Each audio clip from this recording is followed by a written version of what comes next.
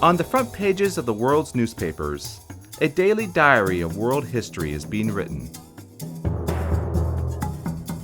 I decided to escape into this journalistic never-never land and see where the words hit the page.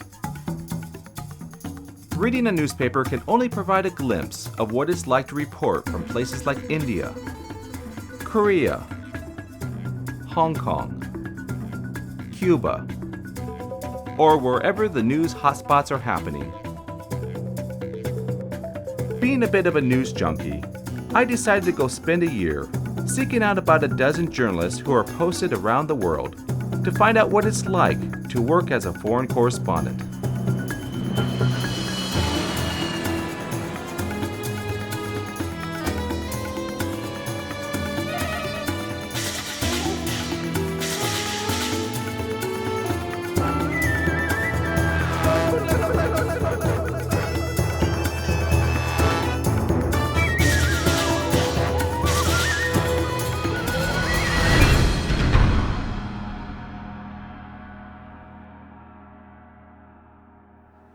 Sometimes I think if I weren't a journalist, what would I be? And I come up with no answer. I think I would shrivel up and die. It's hard to believe, when you come from Detroit, Michigan, that you're seeing all of these places. As I said, there are just places sometimes you never even heard of them before. Most of us were, sort of good students at school, but vaguely nerdy. Constantly want to kind of face new challenges. Very ambitious, very competitive. Alcoholic, selfish, irresponsible. Successful, famous, well-paid. Terribly indiscreet. Completely independent. Fair and balanced and truthful. And it sounds like cliches, but that's what you have to try to do. If you want to become rich, forget it. Find another business. Every day when I get up to go to work, I don't know if I'm going to end up in Kashmir, Iraq, or at a Reserve Bank meeting. And there have been times where I've gone to work and called my wife a few hours later from a different country. Well, there are certain calls, like, you must now go to the Caribbean. That's always a good call. You have to like to be destabilized. You have to like to be in a new context you have never been. Just learn to swim somewhere. For most people, a kind of job where you have got the freedom to travel and to explore, it doesn't come that easily. So when you got it, you just hold on to it, man. You're just so grateful that you somehow ended up as a foreign correspondent.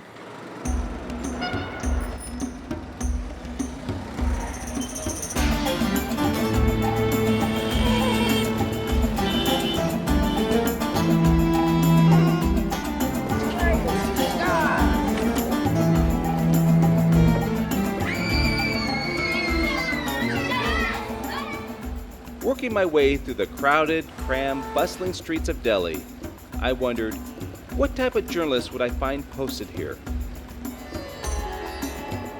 This place really felt like a journalistic nirvana, as there seemed to be a good story around every corner. My first appointment was to meet up with a British journalist who happens to work for Time magazine.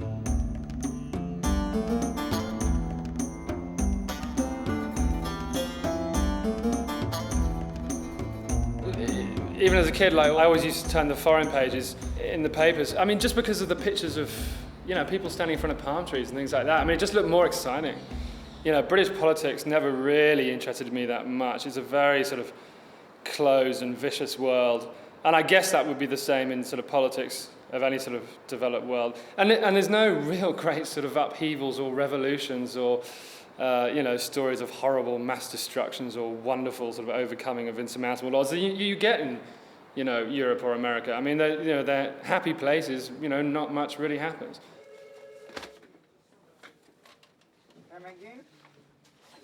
There simply aren't as many foreign correspondents on the ground.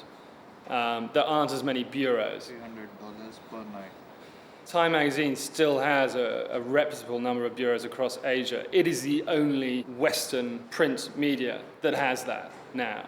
We seriously have very few rivals. So most people exist on 2 correspondents for the whole of Asia. I mean, that's 55% of humanity. You've got 2 people covering that. I mean, it's a joke. It seems to have been quite a while since we've done anything on Sri Lanka, right? So About a year. Right. So I think I could probably. I mean, I'm pretty excited about that. Actually, that's what I'd like to do next if I could. But I think there's a certain. I'd like to do a story that set the record straight on all those puff pieces that are appearing. And I guess I'm kind of attracted to the sort of just reporting the sort of extreme end of human behaviour. I mean, there's something quite fascinating about trying to work out why a Tamil suicide bomber really, really wants to kill themselves, and they're only 19 years old. You know, what is prompting these people to go to these sort of extreme lengths? So I do have a sort of fascination with that.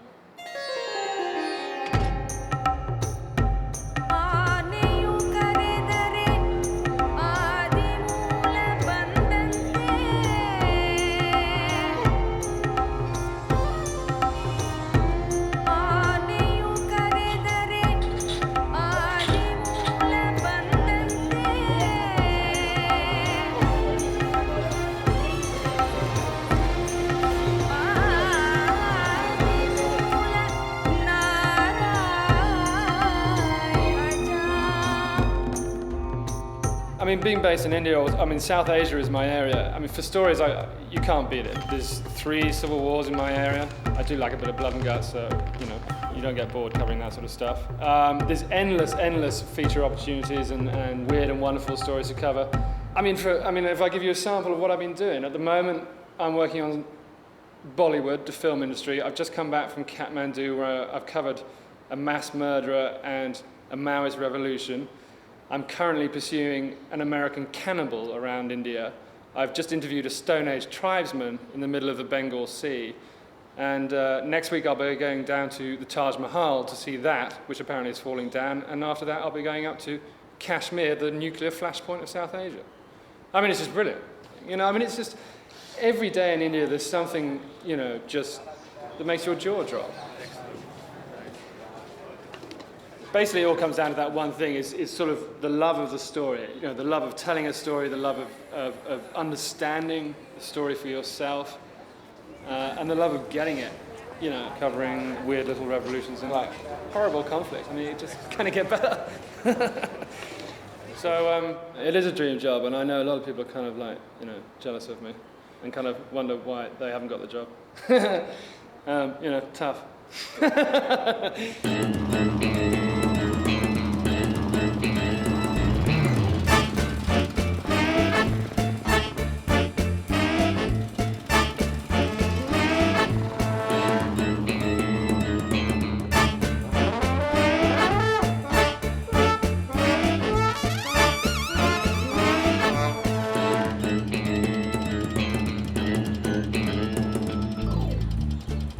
What attracted me to being a foreign correspondent was firstly the travel, you know, and the immediacy of it. I can remember walking down the street in Johannesburg, my mobile phone rang. It was my boss saying there's a plane leaving in 3 hours to Jerusalem, be on it. And my whole weekend plan just went to nothing. I'm suddenly on the way to cover the Intifada. When I was in Afghanistan, I played chess with princes. I went to dungeons to interview Taliban prisoners. I interviewed Hamid Karzai. I went riding around on the back of a pickup full of rocket launchers, and it's just so different. Every day is so exciting. We got a good interview with her. She said she was lying there, and I put Mother Teresa bag on her tummy. That's what we run on Sunday. We'll say that she's planning to leave, who she is. She claims it was absolute miracle. Even. Luckily, fell into journalism slightly in error, but happily so, because I was actually looking for part-time jobs, and one of them was on the local newspaper in my hometown. I managed to get an opening on AFP. Agence France-Presse, and I've been with them ever since.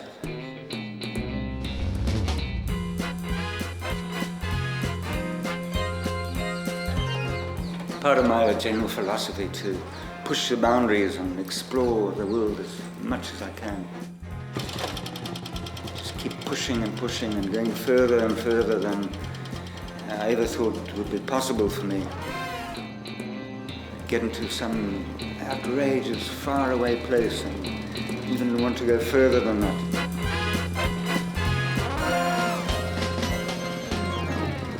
I think I push myself towards the conflict situations. There's something about conflict situation. People live on the edge, and it brings out something in their humanity. And that's, if there's a choice of one, going to interview a guru or going to cover the conflict in Kashmir, I'll always go to Kashmir because I think I'll come away more profoundly affected.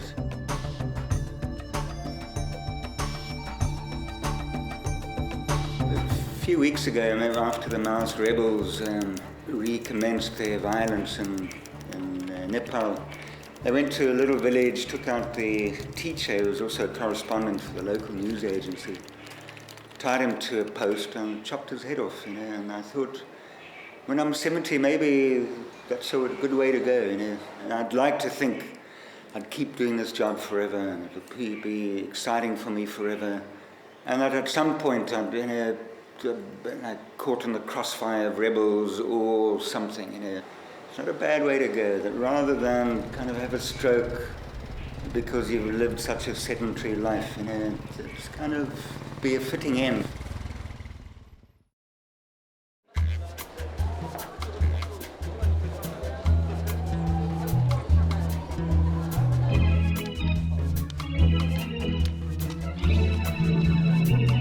I wasn't sure what to expect once I arrived into South Korea. The city of Seoul gives off the impression that everything is relatively peaceful. But there is one issue that has remained unresolved since the Korean War. It's the division of North and South Korea, which still keeps a Cold War atmosphere in place. This is the story that presents some of the most difficult challenges for the foreign correspondents posted here.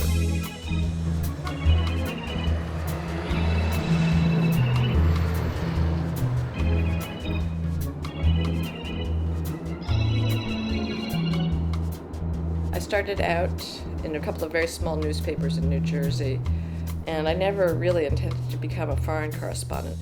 Early in the business, sort of looked down on foreign correspondents because I thought what they did was superficial and that you could only really do in-depth reporting about your own country. And I still have that frustration. Sometimes it's hard to, can be hard to break stories. It can be hard to really get in depth. On the other hand, as an outsider, you often see things that the insiders don't see. I've been based in Seoul for almost a year and a half, and I like it quite a bit. Seoul has kind of a bad rep as a place to live. It's it's big and it's a bit polluted. There's a lot of traffic. It's sort of loud and bustling, and there's a lot of interesting action on the back alleys. I like to wander around and look in steamy windowed restaurants and see what strange things they're cooking. I mean, there's a lot to discover in the city. Can I talk to Yes. 1 minute? Yes, of course. I was always very interested in the division between North and South Korea. North Korea is, I think, the hardest country in the world to cover. North Korea is really tough. It's very hard to get in. Even if you do get in, you can't really talk to anybody. It's an amazing situation that's unparalleled anywhere else in the world. These people are living a few miles apart from each other, and in this age of interconnectedness, they can't make phone calls, they can't send emails, they can't even send letters. This doesn't exist anywhere in the world, and if you see the footage of some of these family reunions of husbands and wives, mothers and children who haven't seen each other for more than 50 years, I just don't know where else in the world that has happened.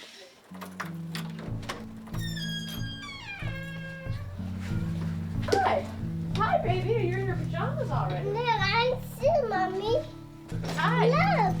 Wow, you're wearing purple pajamas. Are you going to give me a hug?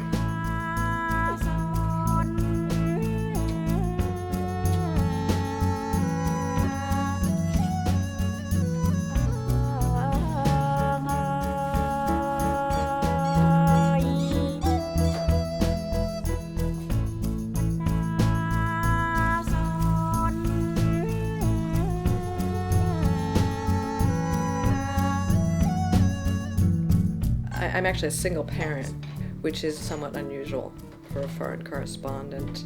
It is actually easier than one might think. There's pretty good childcare in Korea, and it's a safe place. People love children.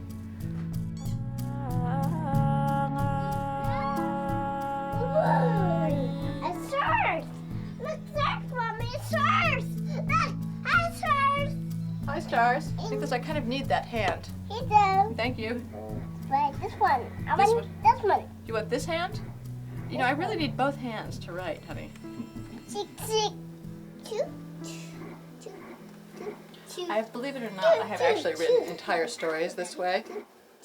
Especially if something happens on Sunday morning and I have to do a quick short something. To the boxcar with the matching letter. Yay!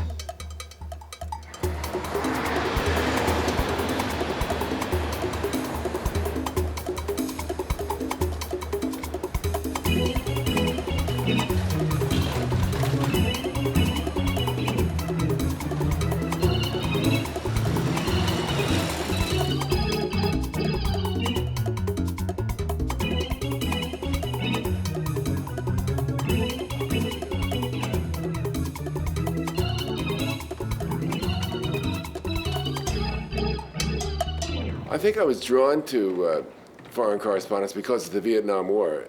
I didn't go at the very beginning, but I got in pretty soon, in 1965. But I was drawn, in fact, because some well-known correspondents were already there. So I dipped in for the first time in late 65. The Big Red One, that is the 1st Infantry Division, was setting up tents on the road between Saigon and Bien Hoa. I came in September 65, kind of checking it out. That worked out well, that first assignment, and I could have stayed there. Nonetheless, after a month in Saigon, after doing that assignment, I went to Indonesia for the Year of Living Dangerously, as it was later known in the movie. So why am I in Korea? Basically, what justifies my existence here is that the others don't have bureaus here, and it's kind of a newsworthy place.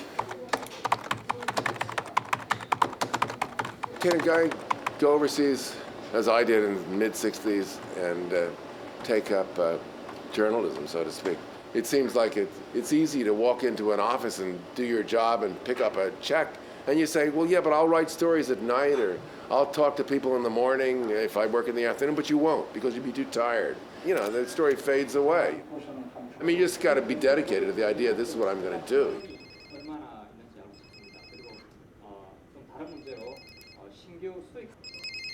Hello? Hello? Hello? Hello, hello?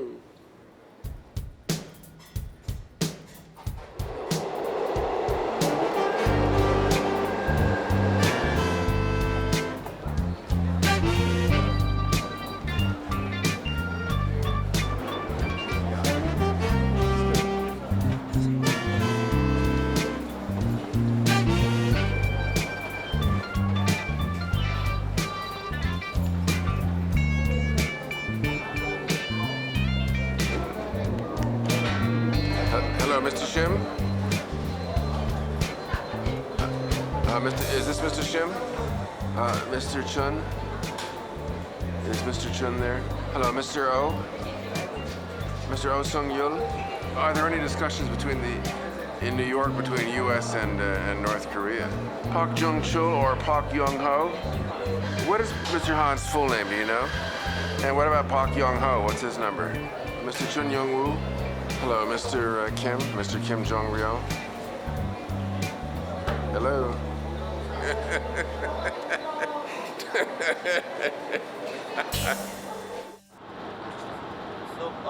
At the border, only just we can't take a picture usually. I scheduled a trip to the DMZ border area with Don Kirk to see one of the world's strangest tourist attractions. Seoul lies right next to the demilitarized zone that separates North and South Korea. Tunnels dug by the North Koreans as invasion routes have been uncovered by South Korea and turned into a popular sightseeing adventure. One of the brochures in my hotel lobby described the DMZ as the most heavily fortified border on the planet, with over 1 million soldiers on both sides, ready to destroy each other in a matter of hours. In most places, this would be the description of a war zone, but here they sell tickets, as if you were going to a theme park.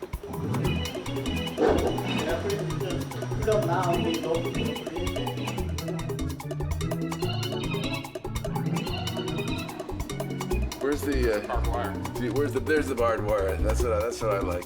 Now, is it really from North Korea, or is it just, hey, somebody goes around collecting barbed wire, old rusted barbed wire, and making these things? Where's the guarantee? How do you do reporting from North Korea? I'm standing here at Dorasan Station, the last stop that's open now on the line to North Korea. They're now reconstructing the line across the demilitarized zone. South Korean workers are beavering away several hundred meters up the line here. Much of the information about North Korea comes not directly from North Korea, but from broadcasts that are monitored here in Seoul and in Tokyo. Visitors go to North Korea on special visas. They go to Pyongyang and they're taken around on very much guided tours where they do pick up some information, but not a lot of information. And actually the information that we obtain about North Korea is very sparse.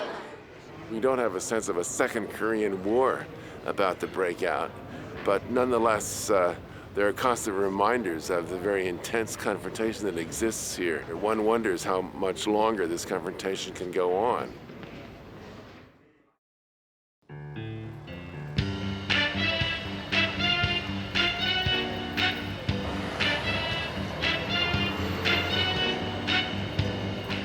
I always envisioned the city of Hong Kong as the perfect posting for a foreign correspondent. Everything is here. International cuisine, shopping, excellent transportation. Newsstands are everywhere. Electric nightlife, bars, all the usual journalistic necessities. This is truly a 24-hour city. Hong Kong is also home to one of the world's most luxurious foreign correspondent clubs. It's an international hub for the press corps elite.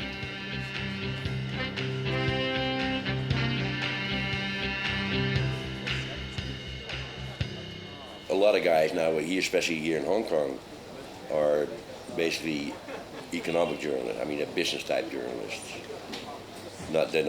Most of them don't cover hard news. Very few of them cover hard news. So it's the jacket and tie and the well-groomed and Perrier crowd. Perrier was a dash of lime or something. We were much harder drinkers. Working as president of Foreign Correspondents Club of Hong Kong emphasized to me how, while journalists are very good at criticizing the way in which the world works, thank God they don't run it. Journalists are very difficult to organize, and they rebel against organization, which is not always a positive thing if you're trying to organize a group of them in a foreign correspondence club. So, I mean, in terms of some of the controversies I faced, some of them seemed so absurd. One of them was we wanted to redecorate the bar of the Foreign Correspondence Club, and faced tremendous opposition from people who swore that, the bar had to be facing one direction, not the other direction. And they tried to impeach me, in fact, over the position of the bar. I thought you were working. No, I'm not. I'm doing the voice. You can never please everybody. No, you always get, the biggest bitches are the people in the press corps. Always.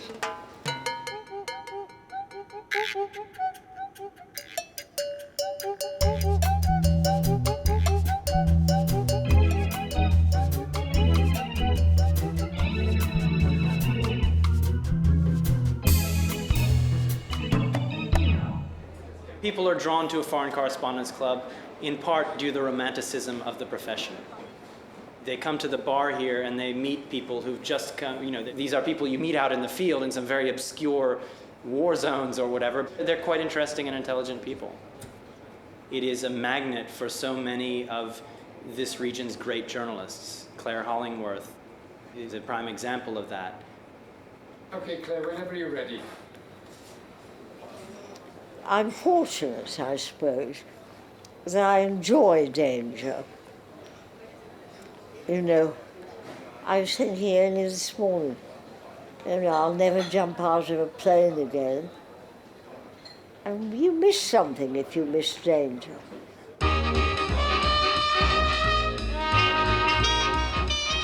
Claire's life reads like an adventure book. During World War II, she worked as a war correspondent in Poland and also in North Africa. She provided coverage during the Vietnam War and also reported from China during the aftermath of Mao's Cultural Revolution. She always found herself in the heat of the action, reporting the story the way she saw it. People say, how can you write for papers so politically opposed? So I said, I write what I believe to be true. And whether it's, if the Telegraph don't like what I'm writing, they don't publish it. If the Guardian don't like what I'm writing, or didn't like what I'm writing, they didn't publish it. But I more or less learnt how to write for each one.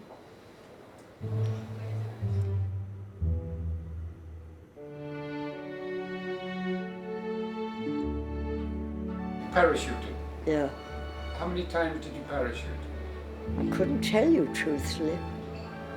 Not a lot. In the teens, nothing much. I enjoyed parachuting, but it was all frightfully safe and, you know, not much story in it actually.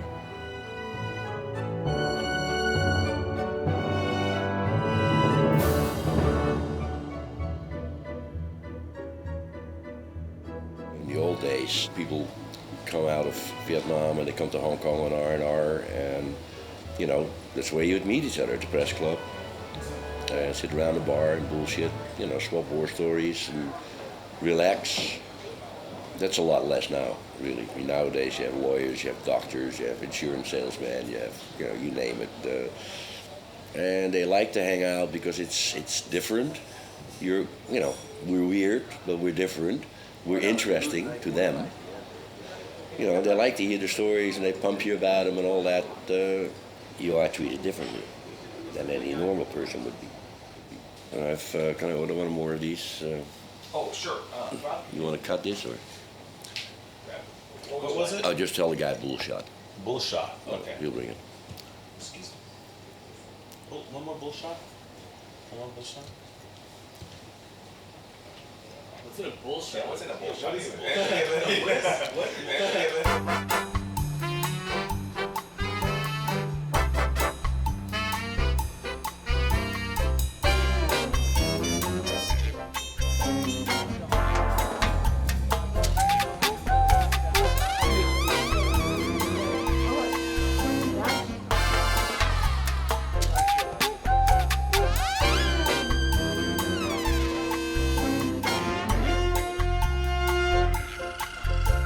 Vodka, lime juice, Worcestershire sauce, and beef consommé. So it's a very healthy drink.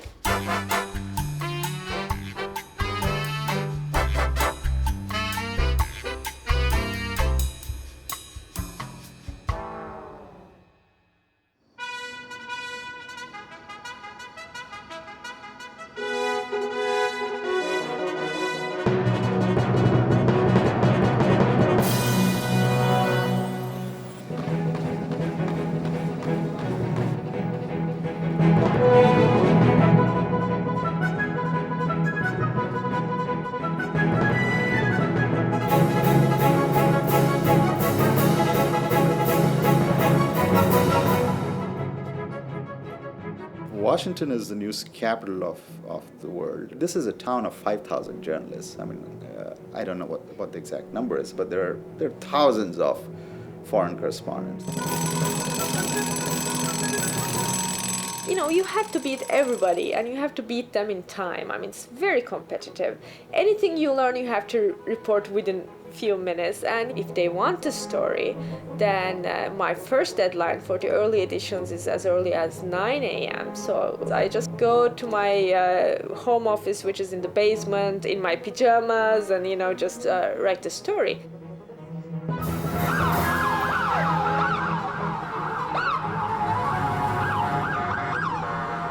Because there are thousands of foreign journalists based here, your access is limited. US officials just don't have the time to speak to an Indian journalist for the most part. So you have to work really hard, you have to struggle, it's difficult to keep up.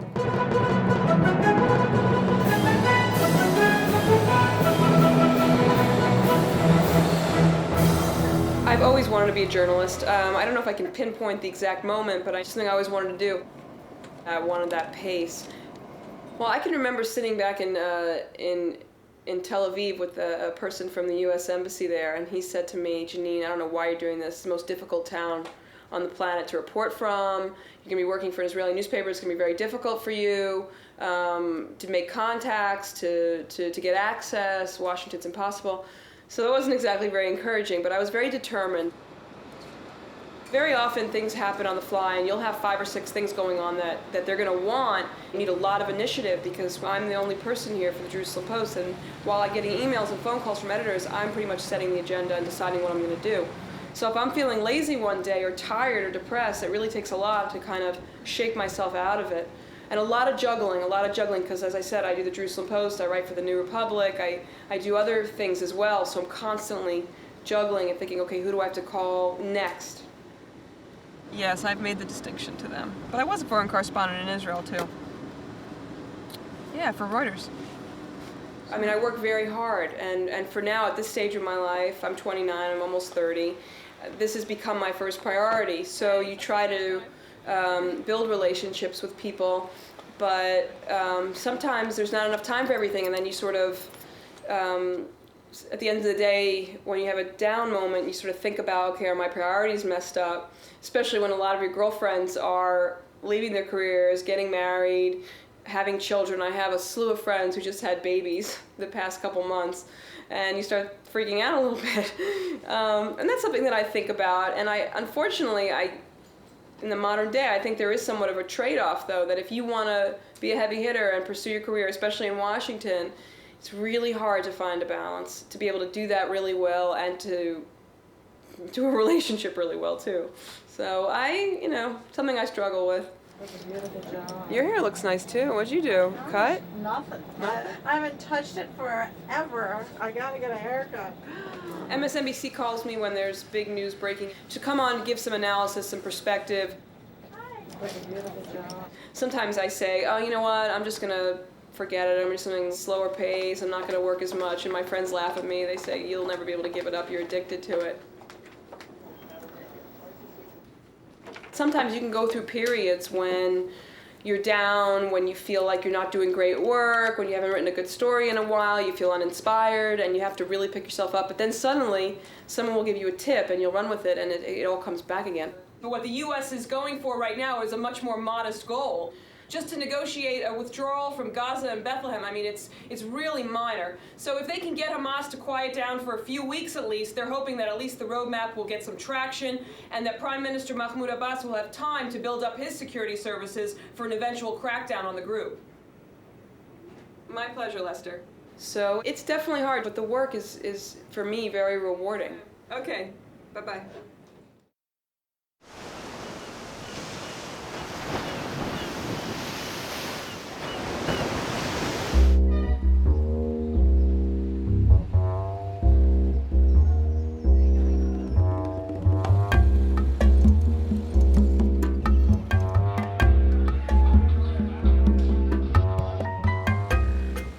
Coming into Havana felt like stepping back into the past.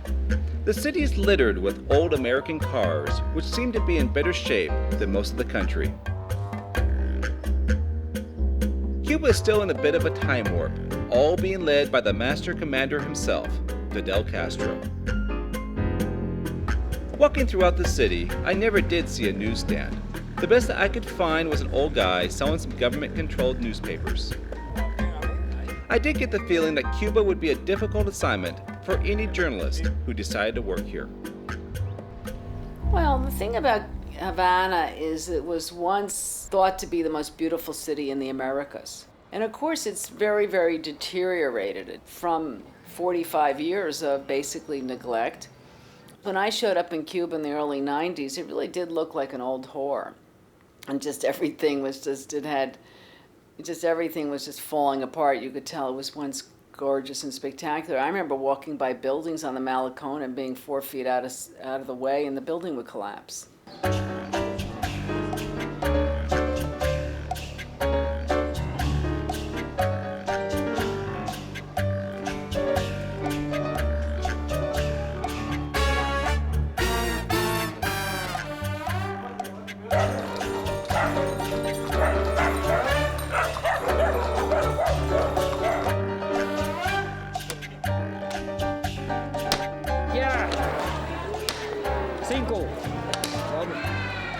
In Havana, first of all, there were no news bureaus with the U.S. for many years, and a couple of years back, the Cuban government negotiated and allowed a few bureaus in.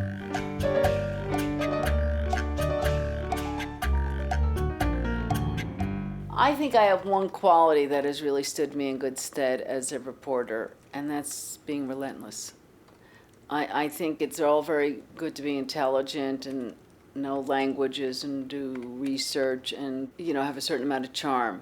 But I don't think anything trumps being relentless.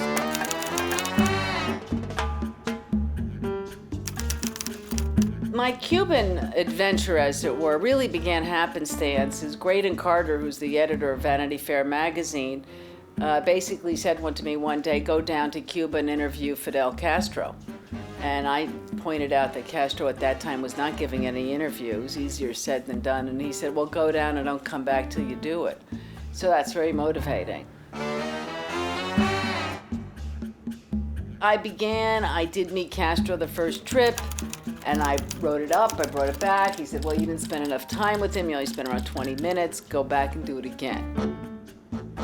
So I went back and I had to really nail him down, and Castro's a great diva, and people have been trying to get him from day one. And when I finally met Castro again, he said to me, well, we decided, he always speaks in the plural, the we. He says, we decided that if I didn't give you an interview, you would never leave this island. You just have to be indefatigable and persistent and stubborn and relentless. And those aren't necessarily characteristics that make somebody charming, and I can't think of many reporters who would ever win a charm contest. Hi, Al. It's Annie. Just checking in. Or even a popularity contest. I think there's some of us who do this more gracefully than others, but basically that's the mandate, is to get in there and not to come home until you finish the job.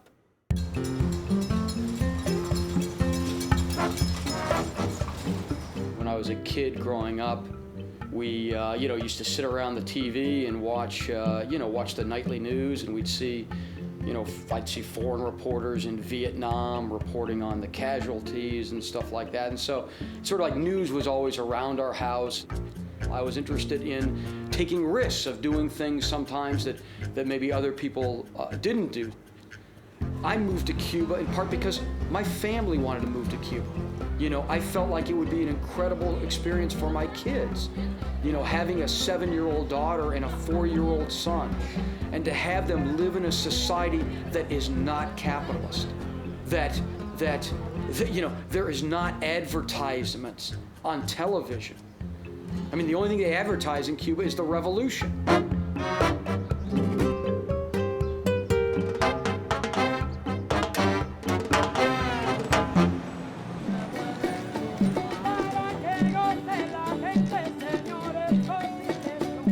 Cuba on the surface is an easygoing kind of Caribbean island that is obviously very poor and socialist and communist and has a different perspective on the world. It's not hard to find things that are interesting things that are curious in Cuba.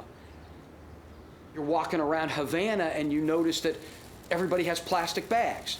You know, they don't have backpacks, they don't have fanny packs, they don't have purses, they have plastic bags. And I noticed people talking about habas. Haba this, do you have a haba? Well, I learned, you know, haba is the word for plastic bags. And everybody has them.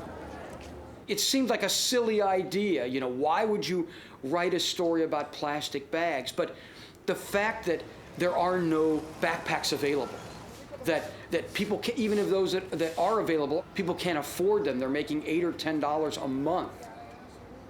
It says so much about how everything is used in Cuba and how in Cuba these things are prized possessions.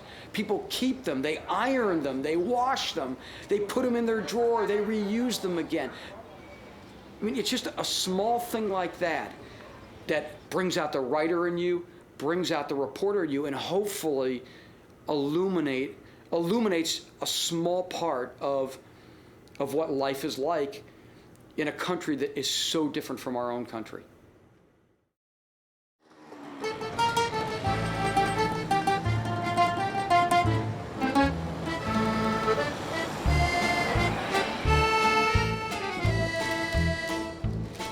Unlike everywhere else I visited, the pace of life in Vienna was a bit more relaxed.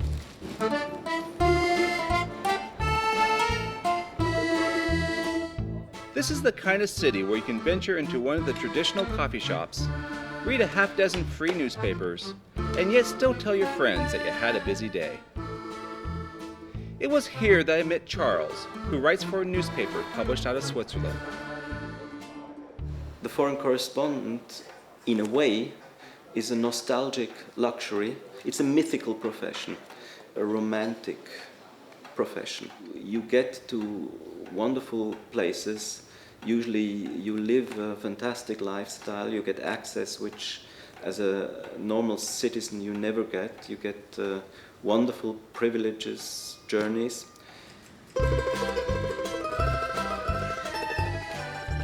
Of course, the question comes up after my previous stations, Jerusalem, London, the whole continent of South America, Washington. Why did I choose Vienna, which is fairly close to Switzerland? Vienna is a place of enormous cultural diversity and wealth, tradition, history. It's a beautiful city. Just to walk through it makes you happy. It is like living a prince in paradise, working for this newspaper here.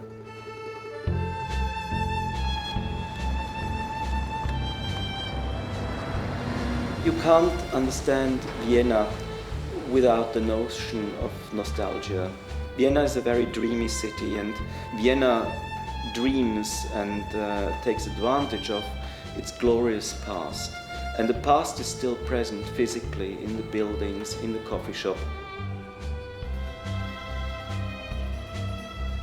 In Vienna, the coffee shop has a completely different cultural connotation. To me, the notion time comes in. In Vienna, you sit down, you look at 2, 3, 10 newspapers, and you're probably aware that the old Kaffeehausliteraten, the poets and writers and intellectuals before the Second World War, they literally had their offices on their coffee shop table. And people who wanted to meet them, they had to come to this and that coffee shop where this famous writer would always sit. They even had their mail delivered, their messages delivered to the coffee shop. So the foreign correspondent is something which looks back into the past. And if this dimension is lost, the dimension of the cultured quality newspaper journalism, of foreign correspondent, a whole world is lost. I think we would be at the grace, we would be at the hands of politicians, and many of them quite bad. I have to follow up on one of these moments. Could you stop a second?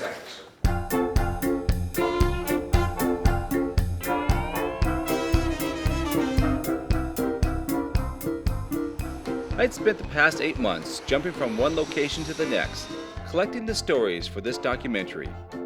It made me wonder, how do journalists keep from getting burned out, from always chasing the story?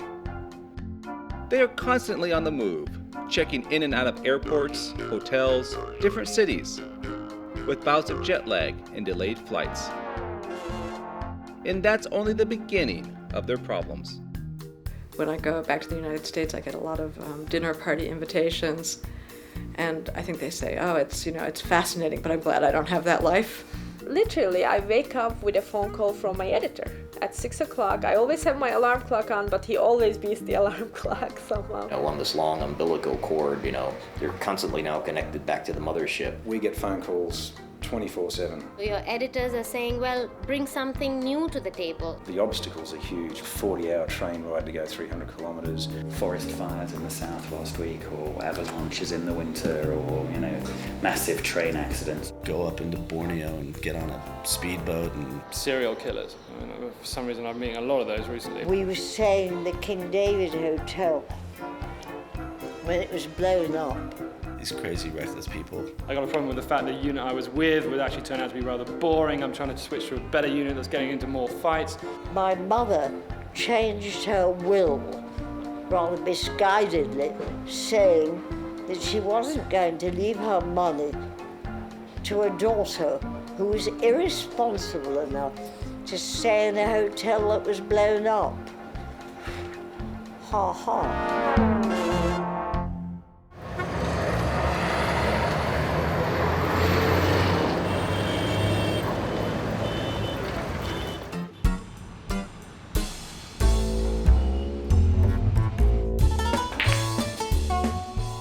I met journalist Terry Friel at the Foreign Correspondents Club of South Asia.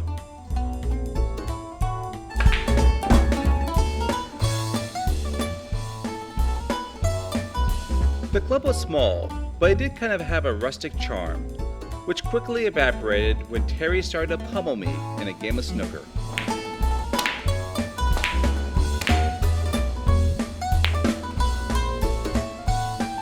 I grew up in a very small country town. Exotic or foreign for me growing up in the 70s was visiting the nearest town, which was about 60 miles away and a couple of hours drive, and that was a big trip. The outside world virtually didn't exist. So I've always wanted to go overseas, see the world, see different people, seeing and doing different things, getting out, seeing stuff I've never seen before and never even dreamed of.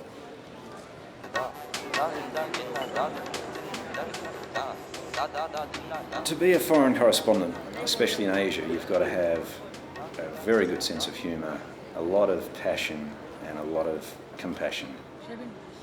People don't understand how hard life is in this part of the world. The simplest of things, like making a phone call, taking a sick child to a doctor, getting a government document, can be a nightmare here. It can take days or it can not happen at all.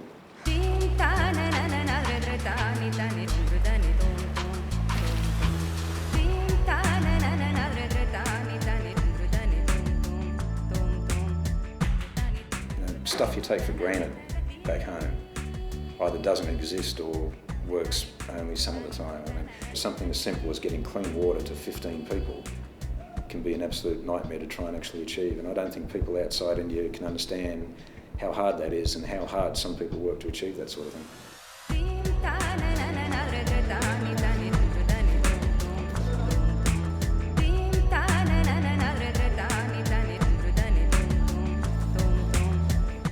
Press freedom in India is extremely robust. That's one of the great things about the country. It's often said of India that there are 1 billion Indians and 2 billion opinions. Debate here is terrific. Journalists can and do, in the local newspapers, break incredible stories about corruption, incompetence, inefficiency, human suffering.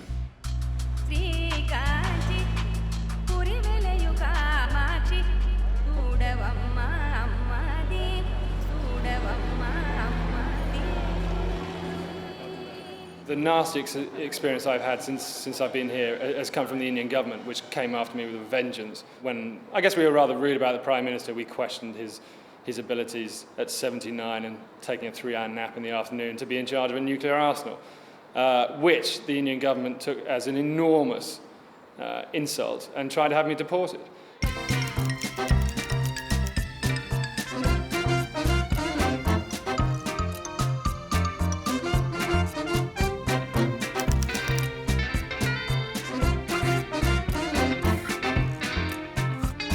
And the story itself was so ludicrous that I was a rather sinister agent with multiple identities of some weird plot to destabilize India. It was just so mad that, we just assumed that people would kind of come to their senses. But they didn't, at all. I was taken into the FRRO, which is the Foreigners Registration something or else, to interrogate me over the fact that I had 2 passports. They told me that this meant that I had multiple identities and was trying to confuse the authorities in India, as to who I was and where I was and that sort of thing. And so we went through point by point every time I'd come in and out of India. I mean, amazingly, they kept all those little slips that you fill in when you arrive. These were all produced, hundreds of them. Coming in on this date, leaving on this date. I was absolutely astounded. And they just went through all of them and they said, well, so here you've called yourself Alex, but here you've called yourself Alexander. And I'd say, well, yeah, but, I'm glad you pointed that out. I can clear that up for you. It's me. It's always been me. Is that it? And then they went through something else and they'd say, and here you've described yourself as a writer and here as a journalist. It was just... my name cropped up in the civil service exam, which foreign journalist insulted our Prime Minister last year? A, Mark Tully, B, Alex Perry. It's sort of... So, that sort of thing is still quite funny, I guess, but it was very uncomfortable for a while having that amount of attention, and particularly because that attention, it was so angry, the attention. It was, potentially going to get very violent.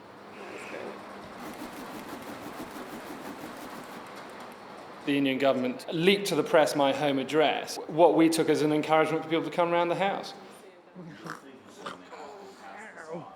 We spent 2 months living in hotels, moving from hotel to hotel. We had to have bodyguards. We got death threats. Somebody was offering $50,000 to kill us. It's a lot easier to go in a war zone and get shot at than it is to deal with that sort of pressure, to be honest.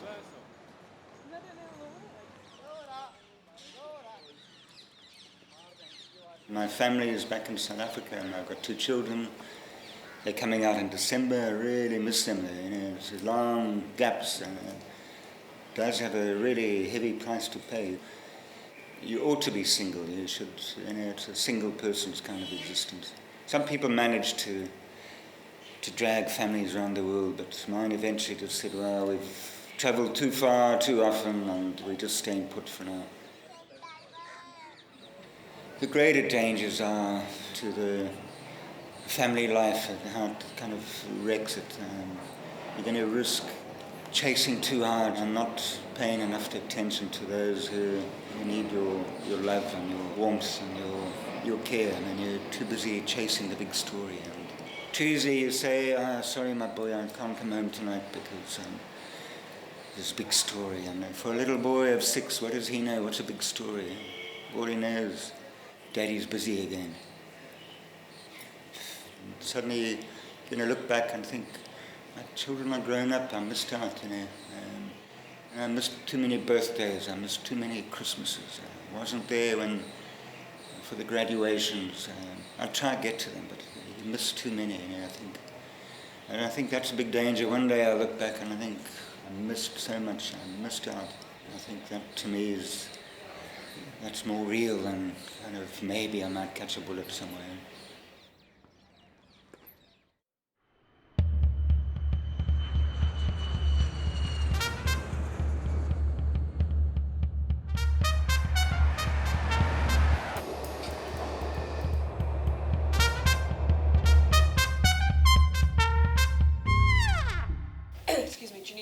With the Jerusalem Post. Minister Landau, I have 2 questions. First of all, could you elaborate on your contingency plan that you brought to Washington and who you're sharing it with? The answer is no, and your answer and the answer of the Israeli cabinet is no. Sometimes it can be a little bit overwhelming when one thing happens in the Middle East and you get 3 different interpretations from people, 3 different spins. Everybody's trying, even within the Jewish Israel world, you get different spins. So trying to sift through that and come up with a comprehensive story that sort of goes right down the middle sometimes can be challenging. You're constantly balancing interpretations all the time. And very often you're sort of left with this sort of clumsy formulation in your story. So that can be frustrating. So there is no formal contingency plan, or you just don't want to share it? Yes and no. We have already done our share in the first phase. The best journalists reporting on the story are the ones who have been there for a long time and really know the players, and really know who to trust, and can sort of get a sense of what's accurate. But sometimes you really just don't know.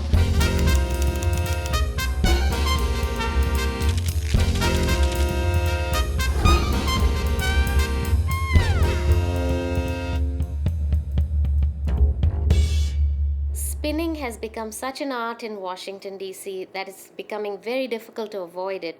Sometimes you won't even know that you just got spun around by the spokesman or by an official. But do you know when he'll be back? I avoid this spin by reading a lot more on my own, going to different sources, and trying to get a fuller perspective.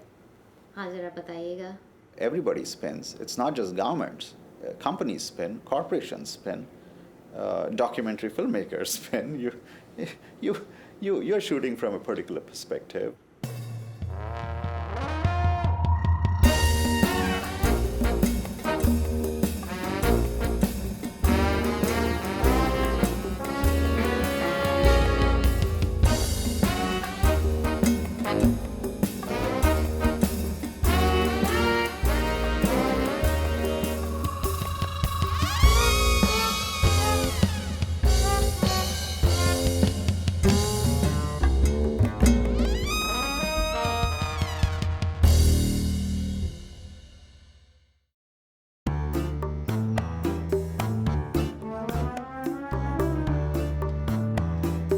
For most people, spy thrillers are just works of fiction or something that you might see in a movie.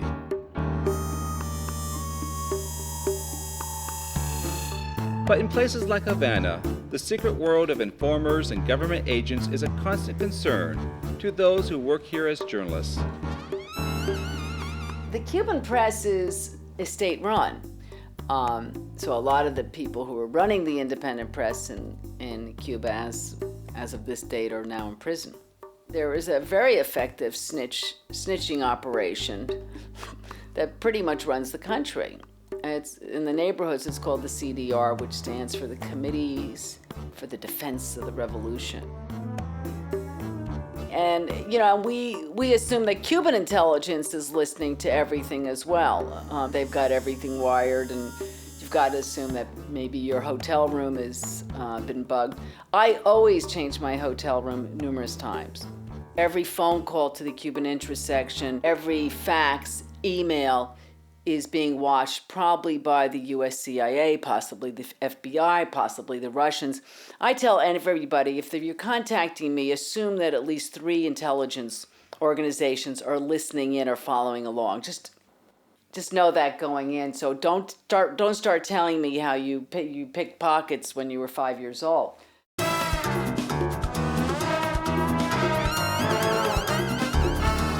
Over the last 2 months, the Cuban government has arrested 75 dissidents. They executed 3 hijackers, attempted to hijack a ferry to South Florida. I ended up trying to look for a dissident who hadn't been arrested to sort of tell their story.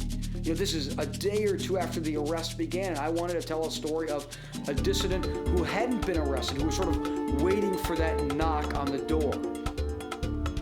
I talked to a top dissident who said, you need to talk to this person. This person is an independent journalist, has been doing this for 10 years. I know him, he's trustworthy. I ran this guy's name through, you know, some US diplomats who were involved with a dissident. They said, yes, he's trustworthy, we've worked on. I ran through the guy's employer, he was working for a website in Miami, trustworthy, et cetera, et cetera. Everybody knew this guy.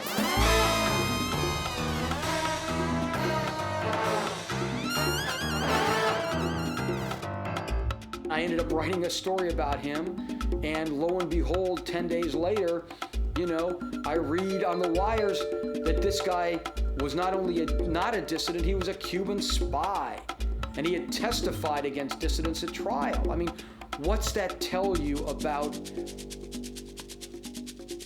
how you can trust people in Cuba. That basically says that you can't trust anybody in Cuba.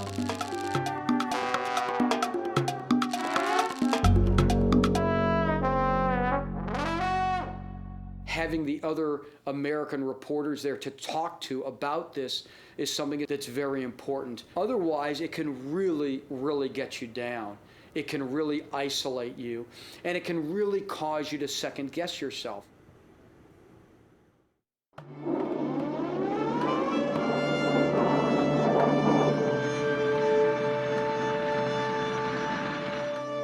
How much is a story worth? During the course of a foreign correspondent's career, most will be confronted by real dangers in a war zone. The question then arises, how far do they go to get the story? In this line of work, there is no guarantee of safety, only the hope that what they do is somehow worth the risk. I'd be lying if I didn't say that there is a sort of boys' own juvenile adventure sort of ethic that sweeps through sort of war correspondence. I mean, being around big machinery and guns and things that go boom and you know, particularly when you're with, you know, I mean, the more sort of sophisticated military machines. I mean, in Afghanistan, I sat with the American Special Forces for a while, and watching those guys operate, I mean, they're just really cool. They are just really cool. They've got all this cool kit, and they are just your sort of definitive cool guys. I mean, this is going to sound kind of stupid, but for a long time, I mean, I had a very sort of rather juvenile ambition that I wanted to get shot at on a story. So now I have been shot at sort of repeatedly, and you know, and yeah, I mean, it's, you know, it's no great sort of uplifting or heroic experience at all. It's, you know, it's half the time you probably don't even know it's happening. Okay, there's some wine. Okay, great. Thank you. Okay. Thank you very much. Yeah. Could I ask you to talk about the time when you were on the border between Poland and Germany? The Germans had arranged that they could go into Poland by saying that flag cars, consul generals and ambassadors could go into Poland and into Germany and out.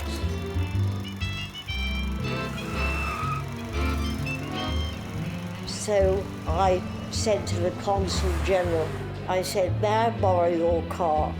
He said, where are you going, old girl? Everyone was old girl in those days. So I said, I'm going into Germany. He said, aren't you a funny old girl?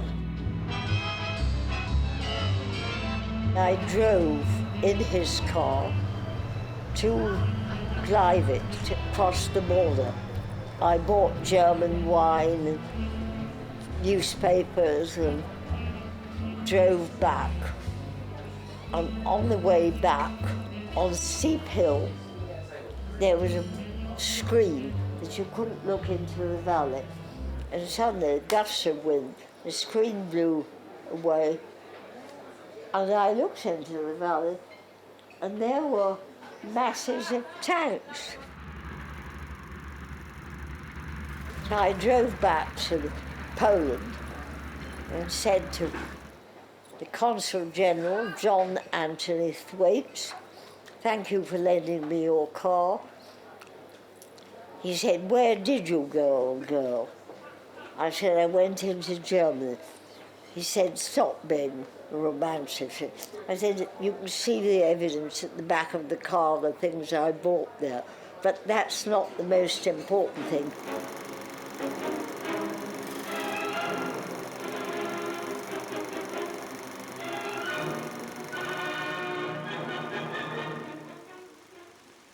Poland, September 1939. The German foe begins its ruthless march of conquest and sets the stage for World War II. An inexperienced young girl is not the kind of person we expect to report the opening of World War II. So, however, that's how it happened.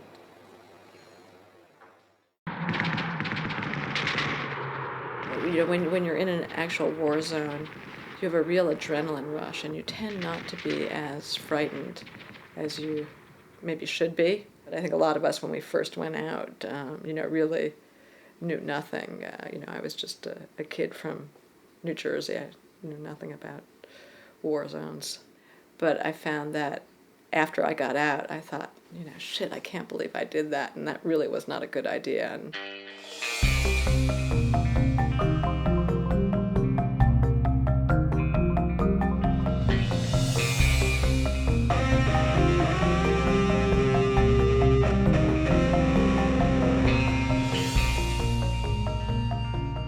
one time in 1972, during the Spring Offensive, I went up this road, Route 13, with my driver, beyond the last South Vietnamese checkpost, and went to the North Vietnamese checkpost about a kilometer away. And as we were talking to the North Vietnamese, we noticed there's a couple of planes in the distance. And as we were leaving, these planes, which had been in the distance, got an awful lot closer, and they started dropping bombs.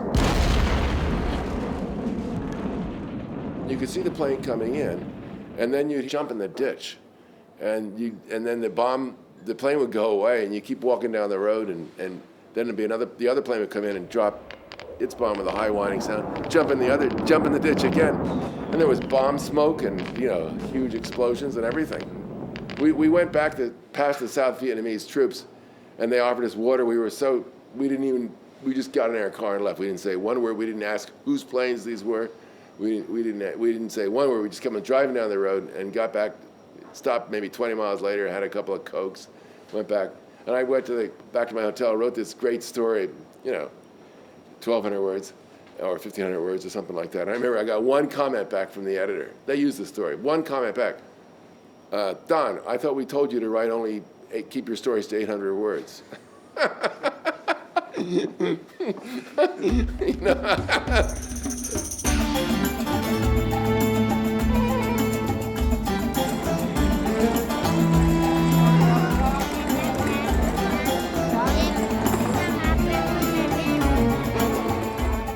Through meeting people, I've understood my own kind of frailties, my own values. It changed some of my values. I moved away from being this chasing after the big violence, It's when you start out, this is so exciting, bodies, and gun battles, and big tanks, and children throwing Molotovs at tanks. Something really dramatic and exciting. I tend now, I cover that, but I tend then to go behind and try to find these heroes on the wings who are not part of the main theatre, but they're waiting out there and they're doing things, they're doing extraordinary things.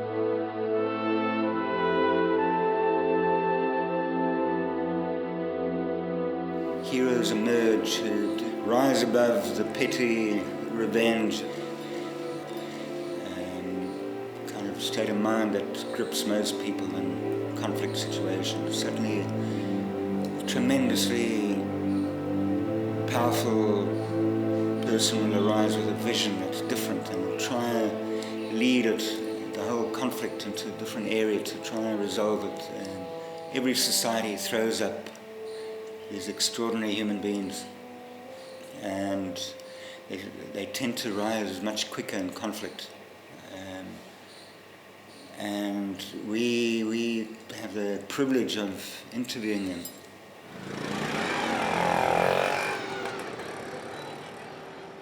I went up to Kashmir recently, did a story on refugees who've been living in basically tents and cow dung floors for the past 3 years.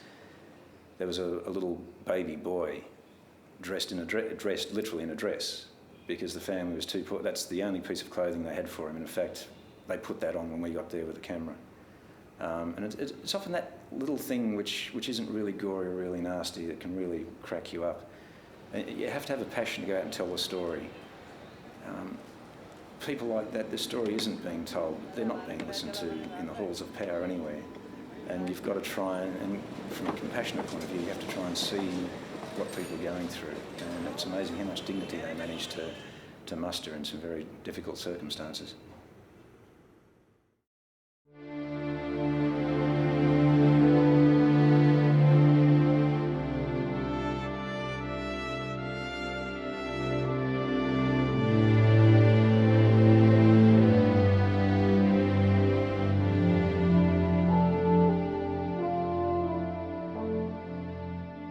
think I'd kind of had it for covering war.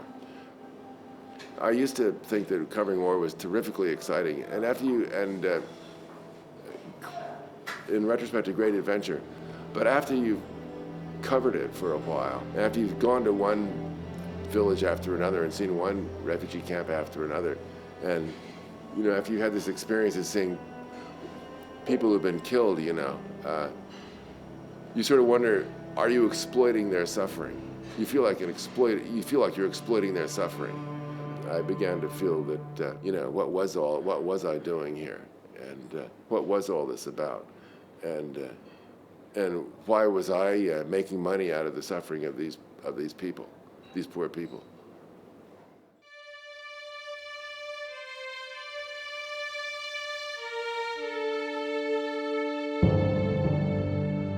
A world without media, people would be completely in the dark. The only thing they would hear is what politicians tell them. A world just run by politicians. It would be a world where the ordinary people would never have a chance to know what the truth is. And living in the dark, as you can imagine, is a very dangerous thing, because you bump into corners, you get hurt. Ideally, the media are searching for the truth. They are never able to capture the truth. They're never able to be objective, but they can approach it like you orient yourself after a star in the sky. The best thing media can do is bring light to people. They can never bring truth to people, never objectivity, but they can try to bring light into this darkness.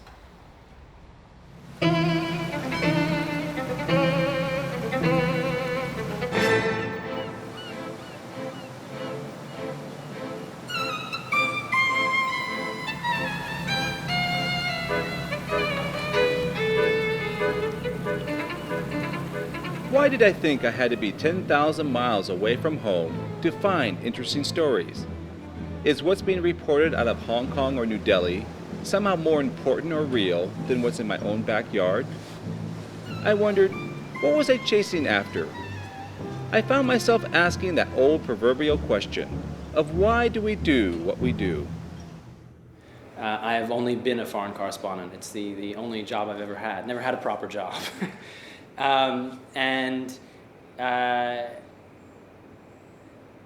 do I do it? Interesting question. It's a very difficult question. I think... The foreign correspondent? Foreign correspondent, yeah. Could I answer that another time? I've pretty much fell into it by accident, in fact. I came into journalism sort of by accident. I really did not choose to be a journalist in the first place. I actually had no ambitions to be a reporter or a writer initially. I kind of fumbled into it. I consider myself a journalist first, and then whatever I am. It becomes a part of you. You almost felt like the first man for a while. Your job as a journalist sometimes, brings you in to proximity with greatness. Mostly it's with, second-rate politicians, but sometimes you meet great people.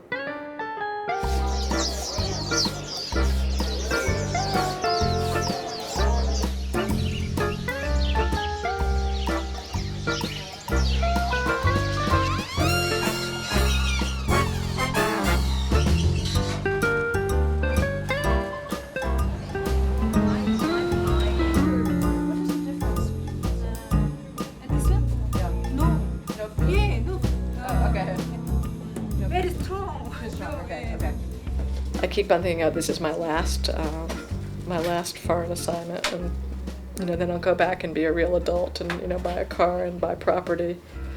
I don't have a real adult life.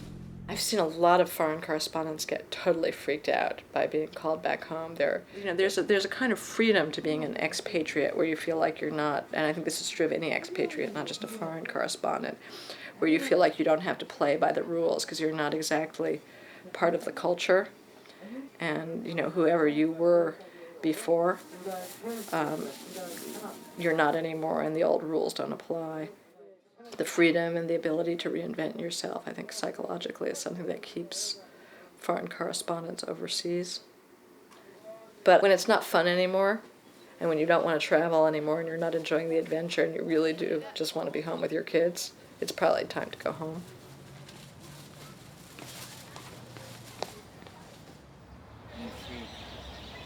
You see it, there's a couple parrots up here. Look at the parrot. I kind of feel I've only explored about a third of the world, and I've still got 2/3 more to explore. And so it feels like I've only a short little life. There's so much I still want to.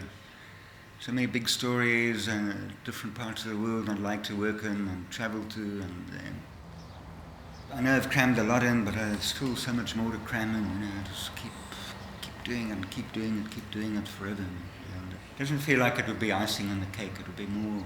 Wow, I haven't even got to the cake yet. You know, it took a long way just to get to the cake. We came here running early in the morning once. There was a peacock on the top of that dome. Just silhouetted. See the parrots? See parrots? Oh yeah. Those are the ones we come in free. Setting free the birds.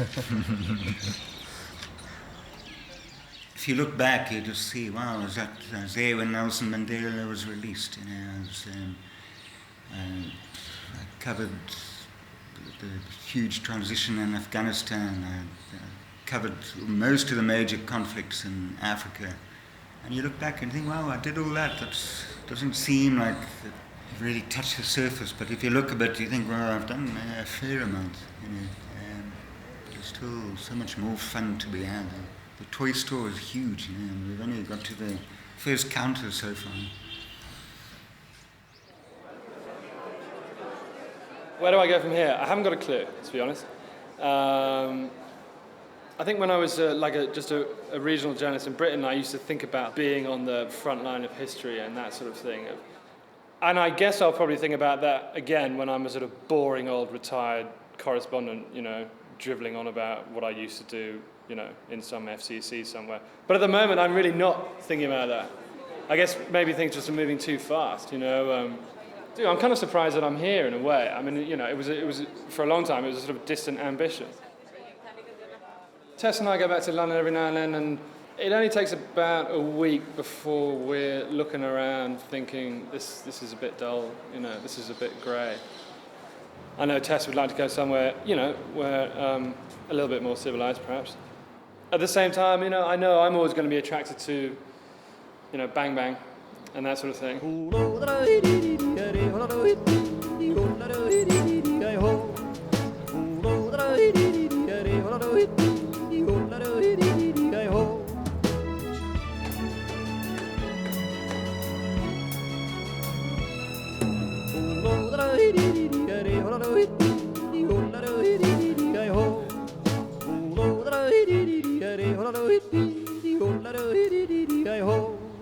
I have always been a very curious person. I've always been a person who wanted to learn as much as possible. Dream. To know as much as possible. If I ask myself what this profession has given me personally, I can say a lot. It has shaped me. It has determined the quality of my life. I can experience things, I can see things which ordinary people probably don't experience themselves, but they experience through me, through my writing as a mediator. But I experience these things firsthand. So this for me is wealth, and this for me is a rich life, that you have a life without limits.